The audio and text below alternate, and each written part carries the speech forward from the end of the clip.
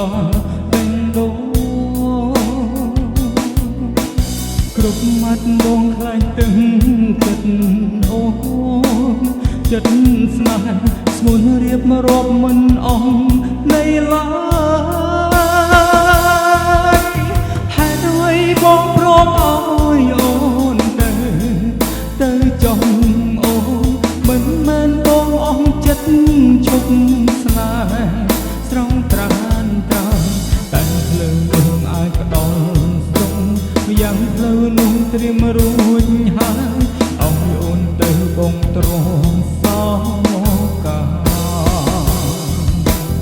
សម្រាប់មនុស្សដែលបងស្រឡាញ់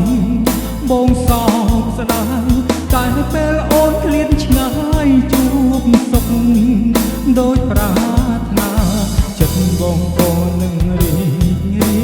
ទ្រាំសមរំទឹកនេត្រាសង្សារអូនសូមជូនពរស្រី